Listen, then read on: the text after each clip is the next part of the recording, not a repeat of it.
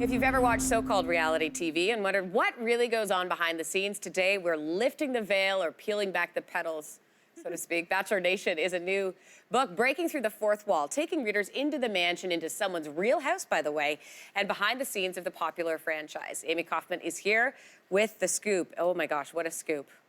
Lots of scoops. There's lots going on here. I want to start off by saying you are a fan of this show. Oh yeah, hardcore fan. I watch every Monday night with a group of women at my house. Like, couldn't live without it. So you're not bashing The Bachelor, you're just unveiling and taking the veil off to show us what's happening behind the scenes. Right. I'm not saying don't watch it. I'm saying when you're watching it, be aware of sort of the tactics that are at hand here and what goes into making the characters we love to hate. And that's a really key word, characters, right? Because the storylines are almost predetermined, are they not?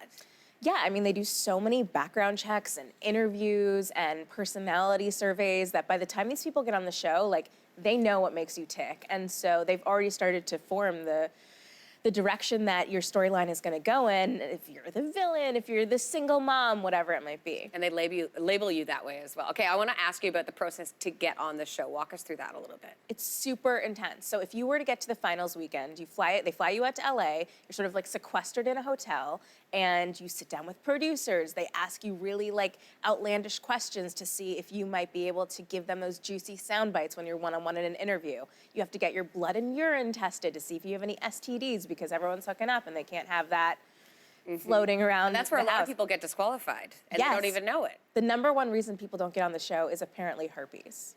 And a lot of times producers are breaking that to these potential contestants. Yes, like a truly dark way. Like, you can't be on the show, and by the way, go see your doctor. Imagine hearing that. So the process is extreme. Once they get inside and they are in the mansion, I find this part really fascinating because once they're in there, they really just strip you of any connection to the outside world. So walk us through how that process works. Yeah, they call it the bubble because you are so confined and isolated from the outside world.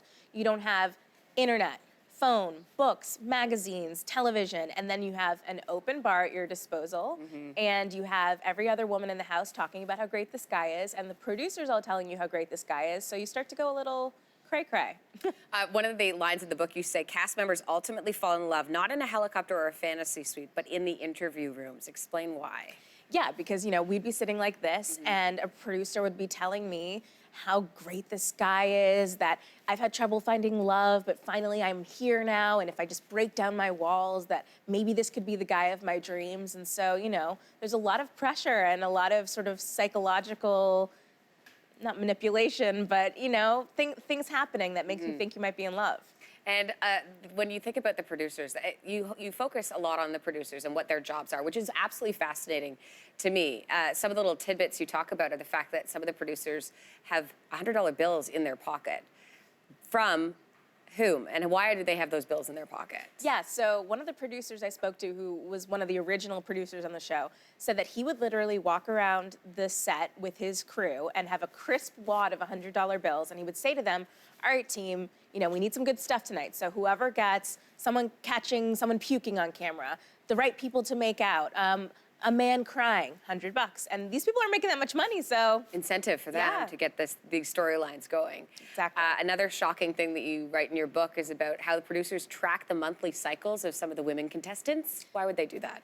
That was particularly disturbing to me. Yeah, that basically, because the women were all living in the mansion together, their cycles would sync up. And so they would know when the women were menstruating and schedule their interviews then because they would be like particularly emotional. Can you handle this? Can you believe this? Okay, so only 4 couples actually married, but we're talking about the major franchise, The Bachelor, The Bachelorette.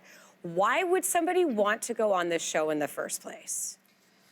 I have tried so many times to answer this. I mean, I think most people just say like, oh, it's like a free trip. It's a fun adventure. Like, I'm getting to travel the world and, you know, maybe fall in love. But now it's like also get 50,000 at least Instagram followers and become an influencer in that way. So there's this whole new, like, weird, lucrative career path for these folks. And when you talk about the monetary gain after this show, I mean, I was shocked by some of those numbers. So once these people are contestants on the show and they go off and they gain all these followers, they're able to make a living posting ads. Oh, yeah.